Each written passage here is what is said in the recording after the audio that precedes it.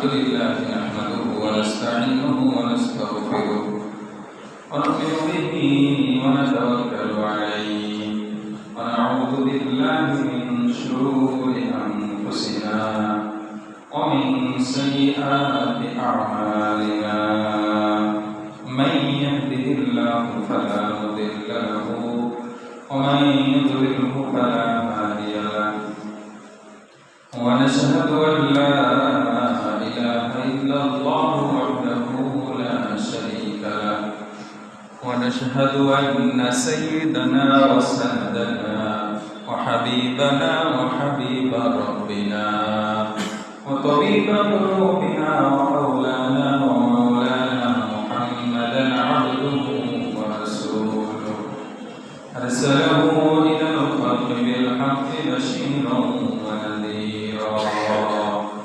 وداعيا إلى الله بإذنه وسراجا وقمرا منيرا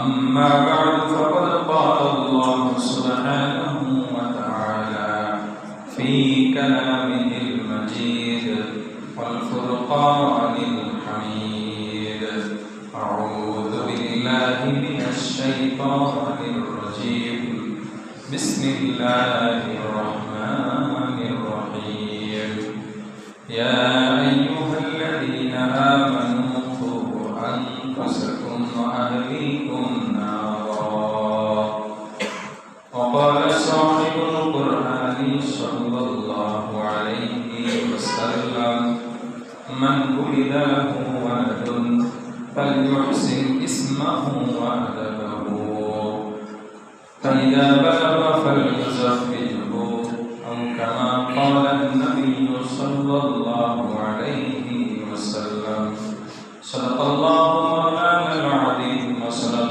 رسوله النبي الأمي الكريم ونحن على ذلك لمن الشاهدين والشاكرين والحمد لله رب العالمين وقال تعالى إن الله وملائكته يصلون على النبي يا أيها الذين آمنوا صلوا عليه وسلموا تسليما اللهم صل على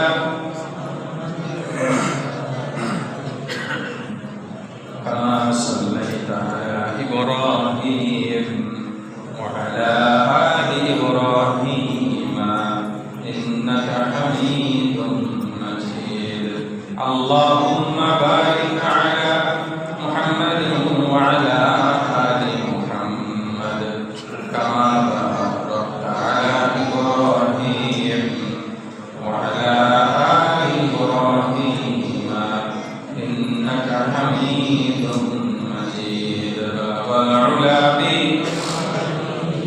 كشف الدجى بجماله حسنت جميع خصاله صلوا عليه وآله ارهي मेरे مسكن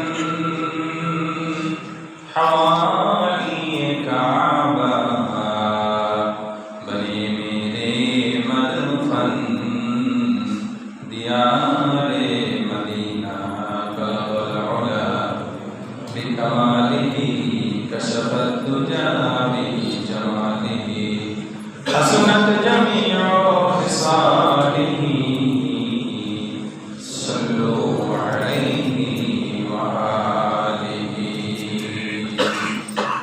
معزز محترم হাজিরিন সর্বপ্রথম সেই মহান রবের শুকরিয়া আদায় করি যিনি আপনাকে আমাকে অত্যন্ত দয়া করে মায়া করে মেহেরবানি করে পবিত্র জুমার দিন জুমার নামাজ আদায় করার লক্ষ্যে আগে মসজিদে এসে দিনে কিছু কথা বলবার শোনার সুযোগ করে দিলেন সেই মহান প্রভুর প্রতি অন্তরস্থল থেকে এখানে শুকর জবান খুলে ভক্তি সহকারে সমস্যারে সুউচ্চ কণ্ঠে আলহামদুলিল্লাহ।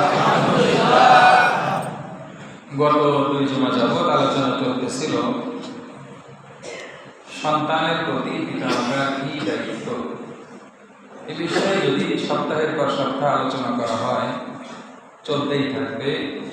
একই বিষয়ে দীর্ঘদিন আলোচনা করলে অনেক সময় অনিয়া চলে আসে, এই জন্য আজকে ইনশাল্লাহ আলোচনার এটি টানা হবে। গত 2 জুমায় কয়েকটা হকের কথা বলা হয়েছে, তার ভিতরে 1 নম্বর হক কি যেন? বিবাহর আগেই আমার সন্তানের হকের দিকে খেয়াল করে বিবাহ করা, পাত্রী নির্বাচন করা। 2 নম্বর, সন্তান হওয়ার পরে কি কাজ? ডান কানে আযান, বাম কানে ইকামত। তারপরে কি কাজ? সুন্দর একটা নাম রাখা, আকিকা করা, মাথার চুল সমপরিমাণ রূপা অথবা তার সমান মূল্য গরিব মিসকিনকে দিয়ে দেওয়া। এগুলোই তো চলতেছে, তাই না? আরো কিছু হক আছে সন্তানের। তার ভিতরে একটা হক হলো বাচ্চা হওয়ার পরে তাহনীক করা। কি করা? সবাই বলেন। আরবি শব্দ বলতে একটু কষ্ট হলেও সব হবে ইনশাআল্লাহ, হাদিসের ভাষা। তাহনীক, তাহনীক শব্দের অর্থ পরিভাষায় বলা হয়, খেজুর আছে না, খেজুর, এই খেজুরটাকে চিবিয়ে লালা বানিয়ে এটা নবজাতকের মুখে দেওয়া, এটাকে কি বলে? তাহনীক বলে। এই সুন্নতটা অনেকটা উঠেই গেছে, নাই বললেই চলে। 2-1 জন করলেও যথা সময়ে করে না। অথচ রাসূলের একটা হাদিস আছে, কোন সুন্নত যদি উম্মত থেকে আমল না করার কারণে ছুটে যায়, কেউ আমল করে না, বলে এই সুন্নতকে যদি জিন্দা করা হয় আমলের মাধ্যমে, কিসের মাধ্যমে? তাহলে শহীদের সওয়াব পাওয়া যায়। জোরে বলেন সুবহানাল্লাহ। মান আহইয়া সুন্নতি ইনদা ফাসাদি উম্মতি ফালাহু আজরু শহীদ। ও আমার উম্মতেরা রে, আমি রাসূলের কোন সুন্নত যেটা মানুষ আমল না করার কারণে মুর্দা হয়ে গেছে, কেউ আমল করে না, এমন একটা সুন্নত যদি কেউ আমলের মাধ্যমে জিন্দা করে, তো কিয়ামতের ময়দানে শাহাদাতের মর্যাদা সে পেয়ে যাবে। সুবহানাল্লাহ। মুর্দা সুন্নতের মধ্যে আমার মনে হয় তাহনীক একটা হবে, কারণ অনেকেই আছে, আজকেই প্রথম শব্দটা শুনলাম, তাহনীক, অথচ এটা রাসূলের একটা সুন্নত।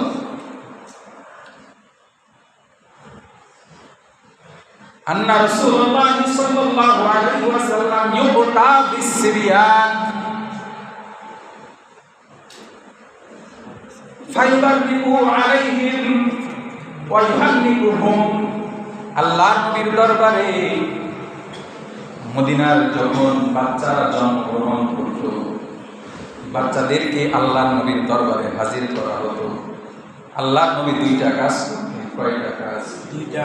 ইউবারিকু আলাইহিম, তাদের জন্য বরকতের দোয়া করতেন। ওয়া ইউহান্নিকুহুম, আর তাহনীক করতেন নিজের জবানে, মুখে দিয়ে। ওই খেজুরগুলি চিবিয়ে চিবিয়ে লালা বানিয়ে আল্লাহর নবী বাচ্চাদের মুখে দিতেন। আল্লাহর নবীর দরবারে একবার আনা হলো আব্দুল্লাহ ইবনে তালহা রাদিয়াল্লাহু তাআলা আনহু, তার বিবির নাম ছিল উম্মে সুলাইম। তাদের একটা সন্তান হলো, সন্তানের নাম ছিল আনাস। এই দম্পতির প্রথম সন্তান জন্মগ্রহণের পরে মারা যায়। দ্বিতীয় সন্তান হওয়ার পরে বিবি উম্মে সুলাইম বলতেছে, প্রাণের স্বামী, আমার সন্তান হয়েছে, দ্রুত আল্লাহর নবীর দরবারে নিয়ে যান। আল্লাহর নবীর দরবারে নিয়ে তাহনীক করে নিয়ে আসেন। আল্লাহর নবী খেজুর চিবিয়ে যখন ওই আনাস রাদিয়াল্লাহু তাআলা আনহুর মুখের ভিতরে ধরলেন, হাতের বৃদ্ধান এই শাহাদাত আঙ্গুলের ভিতরে নিয়ে, তখন চেটে চেটে খুব ভালো করে খাইতেছিল। আল্লাহর নবী তখন হাসি ঠাট্টা করে বললেন, আবাতিল আনসার হুব্বুত তামার, এ আনসারীরা, আনসারীর বাচ্চারা দেখি খুব খেজুর বেশি পছন্দ করে। ছোট বাচ্চা, এরা পছন্দ অপছন্দের কি আছে? মানে আল্লাহর নবীও ইয়ার কি ঠাট্টা করতেন, তবে এটা ছিল লিমিটের ভিতরে। আল্লাহর নবী বললেন যে আনসারীরা তো দেখি খুব খেজুর পছন্দ করে বলে আল্লাহ তাআলা হেসে দিলেন, সাহাবীরাও হেসে দিল।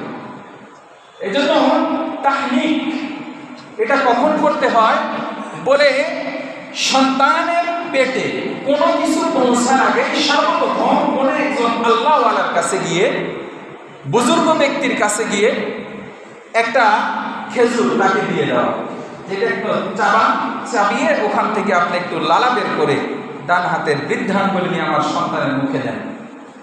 এটা হলো সুন্নত। অনেকে তাহনিক করে, যেরকম আমি এখানে আসার পর গত ৬-৭ মাস আগে আল্লাহ বান্দা নিয়ে আসছে, হুজুর একটু তাহনিক করে দেন সন্তানকে। শব্দটা বলতে পারে না সঠিকভাবে, পরে করে দিলাম, কিন্তু বাচ্চার বয়স মোটামুটি ৪-৫ মাস হয়ে গেছে। না, এটার সুন্নত হলো একদম ফার্স্ট টাইম। এর দ্বারা দেখেন কত সুন্দর সিস্টেম। বাচ্চা হওয়ার সাথে সাথে ডান কানে আজান, বাম কানে ইকামত। প্রথম পেটের ভিতরে কোনো একজন আল্লাহওয়ালার জবানের লালা, তার মানে সব দিক দিয়ে আমার বাচ্চা প্রোটেকশন হয়ে গেছে, সে এখন প্রোটেক্টেড। সমস্ত প্রকার নাস্তিকতা, সমস্ত প্রকার ধর্মহীনতা, সমস্ত প্রকার খারাপি থেকে আমার সন্তান টিকা দেওয়া হয়ে গেল। গত জমায় বলতেছিলাম, সরকার বিভিন্ন টিকার ব্যবস্থা করছে। এর একটা নির্ধারিত বয়স আছে, বয়স পার হয়ে গেলে আর টিকা দেয় না, মানে এই টিকার কার্যকারিতা থাকে না।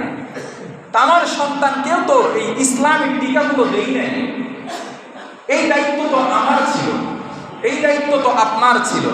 এই সন্তানকে এই টিকা না দেওয়ার কারণে সন্তান বিপদে গেলে শুধু কি দোষী, শুধু কি দায়ী সন্তানই হবে, না এর দায় কিছুটা আমাদেরও আছে?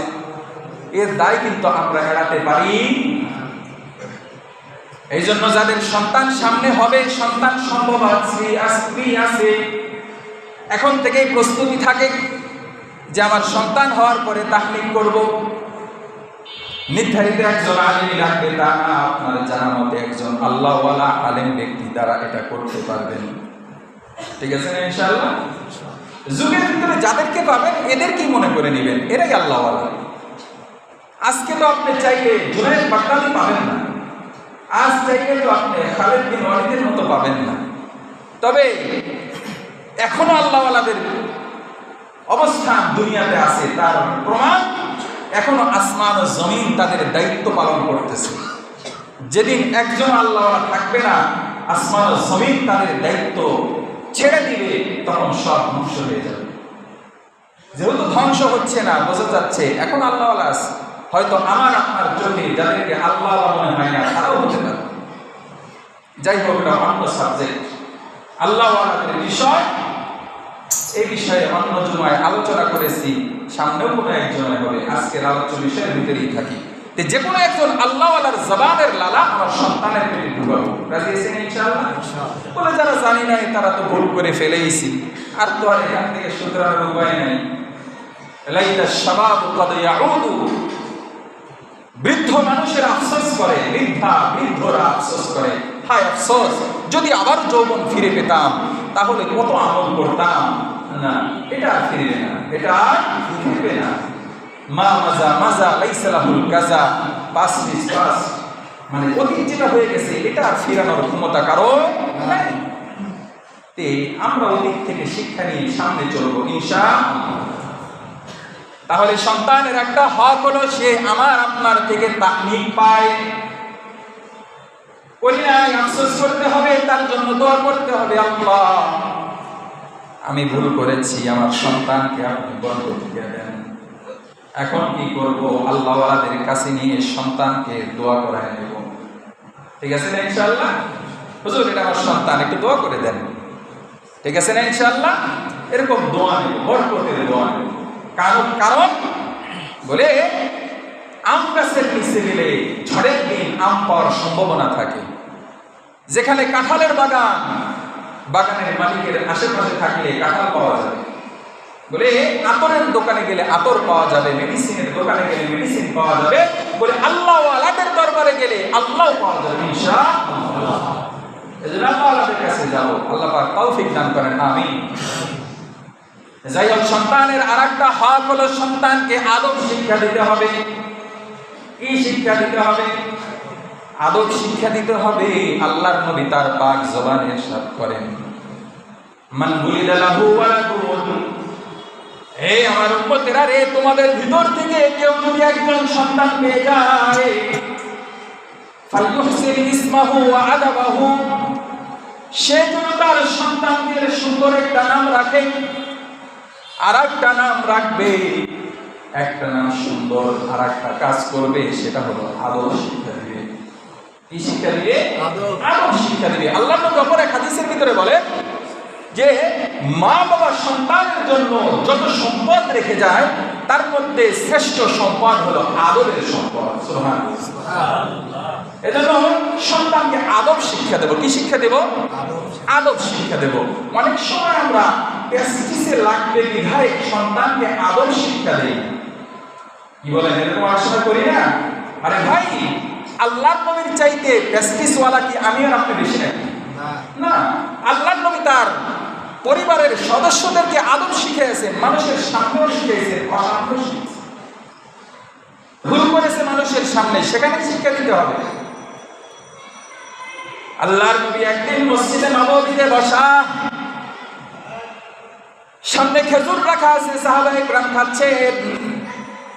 আল্লাহর নবীর সামনেও কিছু খেজুর রাখা, সাহাবীদের সামনেও কিছু খেজুর রাখা, সবাই যার যার মতো খাচ্ছেন। হযরত হাসান রাদিয়াল্লাহু তাআলা আনহু হঠাৎ করে সাহাবীদের সামনে থেকে একটা খেজুর নিয়ে মুখে দিলেন। আল্লাহর নবীর সাথে সাথে ধমক দিয়ে বললেন, কাফ কাফ ইরমি বিহা আমা আলিমতা আল্লাহ নাকুলু সাদাকা। এ হাসান, তাড়াতাড়ি ফেলে দাও, থুতু থুতু ফেলে দাও, ফেলে দাও। এটা তো সদকার খেজুর, সদকার খেজুর তো আমরা খাই না, এটাই তুমি জানো না? কি বলেন? সাহাবীদের সামনেও আল্লাহর নবী হক বলতে দ্বিধা করে নাই। সন্তানকে শিক্ষা দিতে, নিজের নাতিকে শিক্ষা দিতে পিছপা হন নাই। তার মানে সন্তান যদি জনসম্মুখে ভুল করে, সেখানেও তাকে শিক্ষা দিতে হবে। এক সময় এমন ছিল, মনে করে দেখেন, ছোটবেলায় চাচারাও আমাদেরকে শাসন করতেন, পাড়ার মুরব্বীরাও আমাদেরকে শাসন করতেন, করতেন না? এত কি বেদম ছিল? ছিল না। তার কারণ পাড়ার মুরব্বী শাসন করছে, এসে যখন মাকে বিচার দিয়েছে, মা আমাকে অমুক চাচা ধমক দিয়েছে, বলে ঠিকই তো আছে, তুমি একটা ভুল করেছো, এই জন্যই তো তোমাকে ধমক দিয়েছে। এখন যদি এসে বলে যে অমুকে আমাকে ধমক দিয়েছে, আরে এত বড় সাহস, আমার সন্তানকে ধমক দেওয়ার সাহস পেল কোথায়? চল যাই ওর কাছে। এই তুমি আমার সন্তানকে শাসন করার কে? আমি আমার সন্তানকে শাসন করব, পারলে তুমি আমাকে বিচার দিতা। দূরে থাক পাড়ার মুরব্বী, শিক্ষক পর্যন্ত যদি একটু শাসন করে। আরে ভাই, আপনি আপনার নিজের সন্তানকে যখন কোনো কারণে রাগে শাসন করেন, কোনো সময় কি মাত্রাতিরিক্ত শাসন হয় না? হয়ে যায় তো। ওস্তাদ, স্কুল টিচার, প্রাইভেট টিচার হঠাৎ করে একটা শর্ট দিয়ে ফেলেছে, ওই শিক্ষককে পরের সপ্তাহ থেকে বাদ। আপনাকে তো পড়ানোর জন্য রাখছি, মারার জন্য রাখি নাই, আপনি বাতিল, আর একজন নিয়োগ করুন। এই জন্যই তো প্রতি ঘরে ঘরে বেয়াদবের তৈরি হচ্ছে। সন্তানকে আদব শিক্ষা দেওয়া, এটা সন্তান আমার থেকে পায়, আমার থেকে তার হক। বাদশা আলমগীর তার সন্তানকে দিয়েছে কোথায়? শিক্ষকের কাছে পড়ানোর জন্য। এসে দেখে যে সন্তানকে ওস্তাদ কি করতেছে, ওযু করার জন্য পানি ঢেলে ঢেলে দিচ্ছে। ওস্তাদকে তলব করছে রাত দরবারে, কি খবর? আপনাকে তো আমি সন্তানকে পাঠিয়েছিলাম আদব শিক্ষা দেওয়ার জন্য, আমার সন্তানকে বেদব বানাচ্ছেন কেন? বলে কই বেদব বানালাম? বলে সে শুধু পানি ঢালবে কেন, পানিও ঢালবে, নিজের হাত দিয়ে আপনার পা ধৌত করে দিবে, তা না করে শুধু পানি ঢেলে নিচ্ছেন কেন? আর এখন যদি শুধু যদি বলে, এ বাবা এই 4 কাপটা দোকানে দিয়ে আসো, আমার সন্তানকে কি প্রতিষ্ঠানে দিয়েছি 4 কাপ বানানোর জন্য? আমার সন্তানকে দিয়েছি পড়ার জন্য, ও পড়বে। ওগুলা কাজ করার জন্য লোক রাখবেন, নতুবা নিজেই করবেন। কি বলেন? এটা কি আদব শিক্ষানো হচ্ছে? হ্যাঁ, আদব আদব অনেক বড় দামি জিনিস। তাই তো আল্লাহ করি বলেন আজ খোদা কা হেম তৌফিকে আদব বে আদব মাহরুম বাস আজ ফজলে রাব। আমি মহান আল্লাহর কাছে আদব চাই, তার কারণ বেয়াদব আল্লাহর রহমত থেকে, আল্লাহর দয়া থেকে, আল্লাহর মাগফিরাত থেকে মাহরুম হয়, বঞ্চিত হয়। এজন্য আদব ওয়ালা জিন্দেগি অনেক দামি জিনিস। এজন্য নিজেদের ভিতরে আদব নিয়ে আসবো, সন্তানদেরকে আদব শিক্ষা দেব। সন্তানের একটা হক, সে আমার থেকে কি পায়? আদব শিক্ষা পায়। এজন্য সন্তানকে আদব শিক্ষা দেব। রাজি আছেন ইনশাআল্লাহ? ইনশাআল্লাহ। আল্লাহ পাক তৌফিক দান করেন, আমিন। আর একটা সন্তানের হক হলো সন্তানকে সাধ্য অনুযায়ী তাদেরকে স্বাবলম্বী করে যাওয়া। সন্তানকে কি করে যাওয়া? স্বাবলম্বী করে যাওয়া। সন্তানকে নিঃস্ব করে না যাওয়া। কথা বুঝেছে? নিজে কামায়া যা কামাইলো সব শেষ করে এবার সন্তান মানুষের মুখে, এরকম করা যাবে না। এখানে মধ্যপন্থা অবলম্বন করতে হবে। সেটা হলো সন্তানের জন্য আরাম পথ নিজে বেছে নিয়ে অসংখ্য অঢেল সম্পদ রেখে যাওয়ার চিন্তা করা যাবে না। মালিবাগ মাদ্রাসার প্রিন্সিপাল কাজী মুতাসিম বিল্লাহ প্রতিষ্ঠাতা হযরত বলেন, তোমরা সন্তানের জন্য অঢেল সম্পদ না রেখে গিয়ে সন্তানকেই সম্পদ বানায় যাও। অনেক দামি কথা, কিন্তু সন্তানকে সম্পদ বানানো মানে সন্তানকে আদব শিক্ষা দেওয়া, সন্তানকে শিক্ষিত বানানো, সন্তানকে মানুষের মতো মানুষ বানানো। যদি এটা কেউ সফল হয়, যদি সম্পদ কমও থাকে, এ কখনো লাঞ্ছিত হবে না, মা বাবার চোখ মুখে চুনকালি লাগাবে না, বরং মা বাবার চোখ মুখ উজ্জ্বল করবে ইনশাআল্লাহ। এই জন্য সন্তানকে সম্পদ বানাবো ইনশাআল্লাহ। সাথে সাথে সাধ্য অনুযায়ী সম্পদ সন্তানের জন্য সম্পদ রাখা যায়, ঠিক আছে ইনশাআল্লাহ। এই জন্য সম্পদ সন্তানের জন্য রাখার চেষ্টা করা, তবে এই ক্ষেত্রে সমতা বজায় রাখা। قال النبي صلى الله عليه وسلم صبوا بين أولادكم في العطية। ও আমার উম্মতেরা, তোমরা তোমাদের সন্তানদের সম্পদের ক্ষেত্রে সমতা বজায় রাখবে। কি বজায় রাখবে? সমতা বজায় রাখবে। সন্তান একটা খুব ভালো লাগে, তাই তাকে তুমি বেশি সম্পদ দিয়ে ফেললে, আর একজনকে পছন্দ হয় না, তাকে তুমি সম্পদ থেকে মাহরুম করলে, এটা চলবে না। কেন? বলে জন্মসূত্রেতে সে তোমার সন্তান হওয়ার কারণে তোমার সম্পদে সে হক রাখে, এটা তার আল্লাহ কর্তৃক তার অধিকার। এটাকে শরীয়তের ভাষায় বলে মিরাস। কি বলে? মিরাস। যদি না দেয় কি ক্ষতি হবে? قال النبي صلى الله عليه وسلم من فر من ميراث وارثه। আল্লাহর কোন বান্দা বান্দি যদি নিজের সন্তানদের ভিতরে কোন মিরাসের, কোন ওয়ারিসের মিরাস যদি না দেয়, বলে আল্লাহ নবী বলে কথা আল্লাহু মিরাসাহু মিনাল জান্নাতি ইয়াউমাল কিয়ামাহ।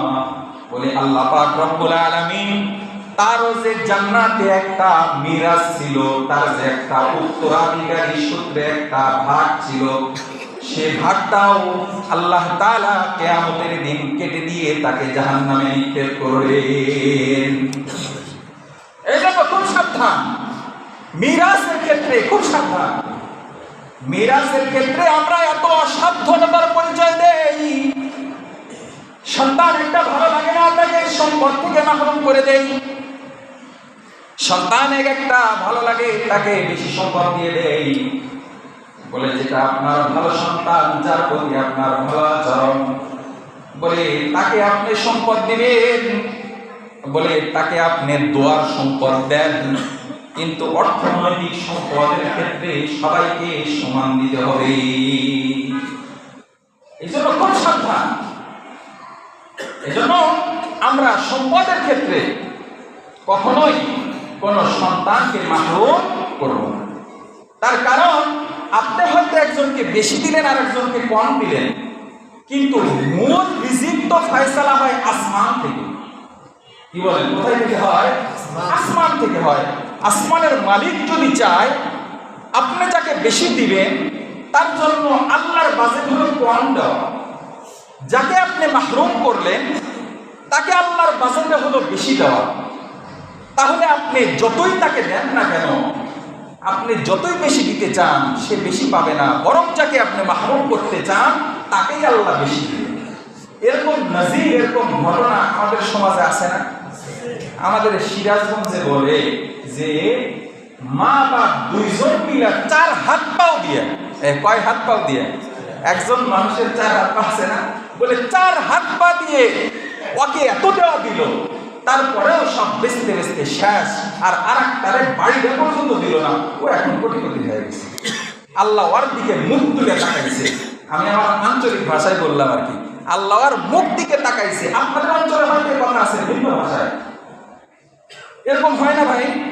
এই জন্য এই ঘটনাগুলি দিয়ে আমাদের শিক্ষা নিতে হবে না আমার সন্তান আমার কাছে সবগুলি সমান। আমার সন্তানদেরকে আমি অবশ্যই সমতা বজায় রাখবো ইনশাআল্লাহ। যদি সমতা বজায় না রাখি, এই দুনিয়াতে তো আপনার ক্ষমতার কারণে আপনাকে কেউ বাধ্য করতে পারবে না। কি বলেন, দুনিয়ার আইনও সন্তানের পক্ষে তেমন যায় না, বাবার পক্ষেই যায়, মার পক্ষেই যায়। দুনিয়ার বিচারকদের বিচারও বেশিরভাগ তাই যায়, কিন্তু আল্লাহ পাকের ঘোষণা তার রাসূলের মাধ্যমে দিয়েছেন, এই তুমি যদি কোনো মিরাসের, কোনো ওয়ারিসের মিরাস যদি কেটে দাও, আমি তোমার জান্নাতের, তোমার ওখানকার হিস্সা কেটে দিয়ে জাহান্নামে নিক্ষেপ করবো। ওই দিন কি কোনো ক্ষমতা কাজে আসবে? ওই দিন কোনো দাপট কাজে আসবে? ওই দিন কোনো নেতা পাশে থাকবে? ওই দিন কেউ পাশে থাকবে না। ওই দিন থাকবে আমার আমল, ওই দিন আমার পাশে থাকবে রাসূলের শাফাআত। আসেন রাসূলের যুগের একটা ঘটনা শুনে নেই। আল্লাহর নবীর একজন সাহাবী ছিলেন, নাম ছিল নুমান, তার বাবার নাম ছিল বাশির। নুমান বিন বাশির বলা হয় তাকে। তে বাশিরের ছেলে নুমান। নুমান রাদিয়াল্লাহু তাআলা আনহু বলেন, দুজনই সাহাবী, আল্লাহর নবীর সাহাবী দুজন। যখন হযরত নুমান রাদিয়াল্লাহু তাআলা আনহু উনি যখন প্রাপ্তবয়স্ক হইলেন, হওয়ার পরে ওনার মা ছিল বাবার দ্বিতীয় বউ। কয় নাম্বার বউ? দ্বিতীয় বউ থাকার কারণে বলে সকাল সন্ধ্যা সর্বদা খালি কানের কাছে জ্ঞান করে যে আমার সন্তানরা বড় হয়ে গেল, ওরা কিছু সম্পদ দাও না। বলে আমার যা আছে সব তো ওরাই পাবে। বলে তুমি কিছু লিখে দাও, তুমি কিছু কি দাও, লিখে দাও।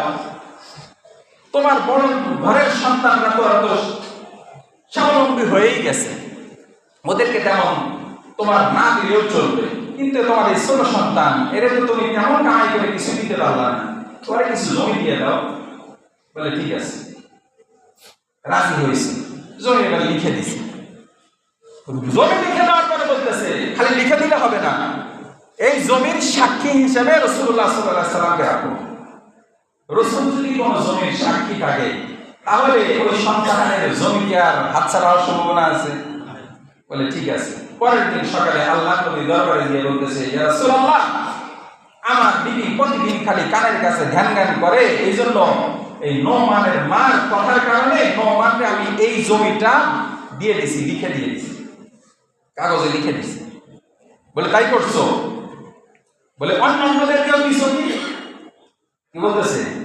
অন্যদেরকেও দিছো? বলে না, ওদেরকে তো দেই নাই। আল্লাহ নবী তখন বললেন, ইত্তাকুল্লাহ ওয়াদিলু ফি আওলাদিকুম।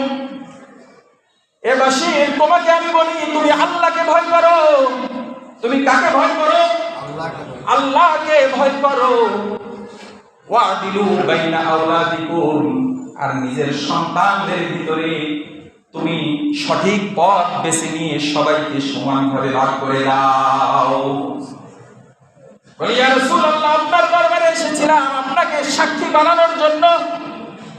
আল্লাহর নবী বললেন, লা আশহাদু আলা জাওরিন, আমি রাসূল কখনো কোনো জুলুমের সাক্ষী হতে পারি না। এবাসী তুমি জেনে নাও, আমি কখনো রাসূল হয়ে কোনো জুলুমের সাক্ষী হতে পারি না, বরং তোমার প্রতি আমি রাসূল হিসেবে আদেশ হলো তুমি তোমার সন্তান সবাইকে সমানভাবে জমি ভাগ করে দাও।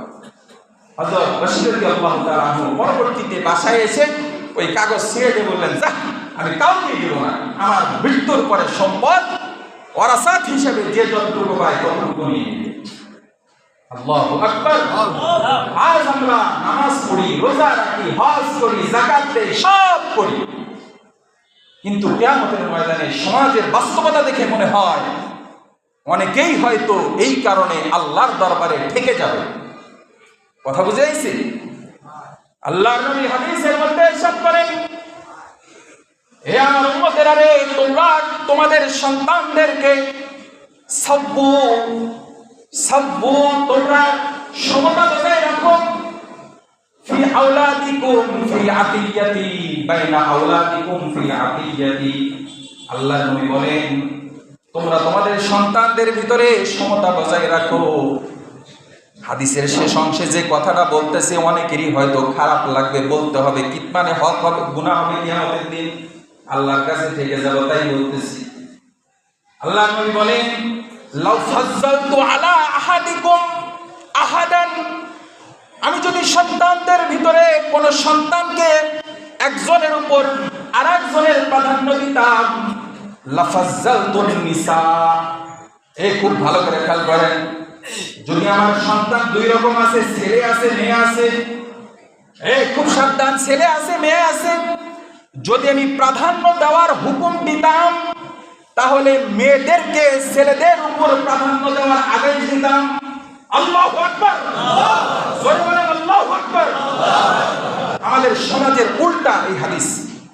আল্লাহর নবী বলতেছেন, যদি ছেলে মেয়ের উপর প্রাধান্য অথবা মেয়ে ছেলের উপর প্রাধান্যর হুকুম থাকতো, আমি রাসূল ছেলেদের উপর মেয়েদের প্রাধান্য দিতাম। কিন্তু যেহেতু সিস্টেম নাই, মন চাইলেও তো পারবো না, সিস্টেম তো আল্লাহ কর্তৃক নির্ধারিত। কি সেটা? কোরআনের ভিতরে আল্লাহ তাআলা বলেন, লিদ্দাকারি মিসলু হাজ্জিল উনসাইন, ছেলেরা পাবে মেয়েদের ডবল, ছেলেরা পাবে মেয়েদের ডবল। সাপোজ ধরে নেন আছে 3 বিঘা জমি, কয় বিঘা জমি? 3 বিঘা জমি, ছেলেও একজন মেয়েও একজন, তাহলে মেয়ে পাবে 1 বিঘা, ছেলে পাবে 2 বিঘা। এটা কার হুকুম? আল্লাহর হুকুম। যে আল্লাহর নবী বলতেছেন, আল্লাহর হুকুমের বাইরে তো যাওয়ার সুযোগ নাই। আল্লাহর হুকুমের বাইরে যাওয়ার সুযোগ আছে? সুযোগ নাই। কিন্তু যদি সুযোগ থাকতো, আমি মেয়েদেরকে ছেলেদের উপর প্রাধান্য দিলাম। আজ আমি নিজেকে মুত্তাকি দাবি করি, আজ আমি নিজেকে আল্লাহওয়ালা দাবি করি। এবার একটু হিসাব মিলাইয়েন সবাই যার যার স্থান থেকে। আমি একটা কথা বারবার বলি, আমাকে বলতে হবে না, কোনো হুজুরের কাছে যাওয়া লাগবে না। নিজের হিসাব একা একা যখন থাকবেন, একা একা মানুষের সামনে না, আল্লাহকে হাজির নাজির করে জায়নামাজে বসবেন, একা একা, কেউ থাকবে না। রুমে আপনি আর আপনার আল্লাহ, রুমে আপনি আর আপনি আল্লাহ। ওই জায়গায় বসে ফিকির করবেন, আপনার মৃত্যুর পরে কি আপনার সাথে যাবে? কেউ সাথে যাবে আপনার আমল। আপনার ছেলের জন্য আপনার মেয়ে কি অপরাধ করেছে? মেয়ে হওয়াটা কি অপরাধ না? এ ভাই, মেয়ে হওয়াটা কি অপরাধ? মেয়ে হওয়া যদি অপরাধ না হয়, তা আপনি মেয়েকে কেন মাহরুম করছেন? আপনার ছেলেকে তো এমনি আল্লাহ ডাবল দিয়ে দিয়েছে। আল্লাহ ডাবল দিছে না? 2-3 বিঘায় 2 বিঘা তো সে একটু পাচ্ছে, 1 বিঘা আবার কম দেন কেন? এই হাদিস আপনি কোথায় পাইলেন? এটা তো তাকওয়ার পথ না, এটা হলো ইসলাম বিদ্বেষীদের পথ। এই পথে আমরা থাকবো না ইনশাআল্লাহ। রাজি আছেন ইনশাআল্লাহ? কে কে রাজি আছেন ইনশাআল্লাহ? দুহাত তুলে আল্লাহকে দেখান, আজ থেকে নিয়ত ইনশাআল্লাহ আমরা ছেলে মেয়ে কাউকে ঠকাবো না ইনশাআল্লাহ। আমরা আমাদের জীবনের শেষ চেষ্টা থাকবে সবাইকে সবার হক বুঝিয়ে দেওয়া। রাজি আছেন ইনশাআল্লাহ? ছেলেও আমার সন্তান, মেয়েও আমার সন্তান, কেউ আমার শত্রু না। কেন আমি একজনকে কম দেবো, একজনকে বেশি দেবো? ঠিক আছে না ইনশাআল্লাহ? আল্লাহ পাক তৌফিক দান করেন, আমিন। বলে সন্তানের সর্বশেষ হক হলো তাকে বিবাহ দেওয়া। মান বুলিদা লাহু ওয়ালাদ ফালিয়ুসিল ইসমাহু ওয়া আদাবাহু ফাইদা বালাগা ফালইউযাববিজুহু, যখন সন্তান বালেগ হবে সন্তানকে বিবাহ দিতে হবে। সন্তানকে কি দিতে হবে? বিবাহ দিতে হবে। ভাই বলে বিবাহ দিলাম না, তাতে কি সমস্যা? আল্লাহ নবী হাদিসের শেষ অংশে বলেন যে প্রাপ্ত বয়স্ক হওয়ার পরেও যদি মা বাবা বিবাহ না দেয়, বলে বিবাহ না দেওয়ার কারণে তারা যদি গুনাহ করে, জিনা করে, ব্যভিচার করে, বলে সন্তান জিনা করে যেরকম গুনাহগার হলো, মা বাবা সামর্থ্য থাকা সত্ত্বেও বিবাহ না দেওয়ার কারণে সমপরিমাণ গুনাহগার হবে। এইবার হিসাব দিলাম, আপনার সন্তান প্রাপ্তবয়স্ক হয়ে গেছে, আপনি বলেন না আমার বয়স হয়নি, আরো কিছুদিন পরে দেব, অথচ সে অন্য জায়গায় সে তার যৌবন বিলাইতেছে। এই জন্য ভাই সন্তান প্রাপ্তবয়স্ক হওয়ার সাথে সাথে সন্তানকে বিবাহ দিতে হবে। রাজি আছেন ইনশাআল্লাহ? সন্তানের মোটামুটি অনেকগুলি হক বললাম। নাম্বার 1 হক, সন্তান বিবাহ করার আগেই এমন মেয়ে নির্বাচন করা যে আমার সন্তানদেরকে দেখে রাখতে পারে, এমন বিধি নির্বাচন করা। রাজি আছেন ইনশাআল্লাহ? 2 নাম্বার, সন্তান ভূমিষ্ঠ হওয়ার পরে ডান কানে আযান, বাম কানে ইকামত। 3 নাম্বার, বাচ্চাকে তাহনিক করা। ঠিক আছে না ইনশাআল্লাহ? কোন আল্লাহর কাছে গিয়ে এই সন্তানের বলে তার মুখের ভিতরে প্রথম খেজুর চিবানোটা লালা সহ দিয়ে দেওয়া। ঠিক আছে না ইনশাআল্লাহ? বলে 4 নাম্বার, আমার সন্তানকে সুন্দর একটা নাম রাখা, সুন্দর একটা নাম রাখা। আরেকটা হয় বাচ্চার জন্য আকিকা করা, 7 দিনের দিন, না পারলে যে কোনো দিন করা যায়। আরেকটা হলো তার চুল সমপরিমাণ রূপার সমপরিমাণ মূল্য করে মিসকিনকে দিয়ে দেওয়া। আরেকটা হয় সন্তানকে আদব শিখানো। ঠিক আছে না ইনশাআল্লাহ? আরেকটা হক সন্তানদের মাঝে সমপরিমাণ সমতা বজায় রেখে ইসলামী হুকুম অনুযায়ী সম্পদকে দিয়ে দেওয়া। ঠিক আছে না ইনশাআল্লাহ? আরেকটা হক সন্তানকে প্রাপ্তবয়স্ক হয়ে গেলে দেরি না করে দ্রুত বিবাহ দেওয়া। এই হক কি আদায় করবো না ইনশাআল্লাহ? আল্লাহ পাক আমাকে সহ আপনাদের সবাইকে আমল করে দুরজাহানের কামিয়াবি অর্জনের তৌফিক দান করেন। আমিন। ওয়া আখির দাওয়ানা আলহামদুলিল্লাহি রাব্বিল আলামিন। আমরা সবাই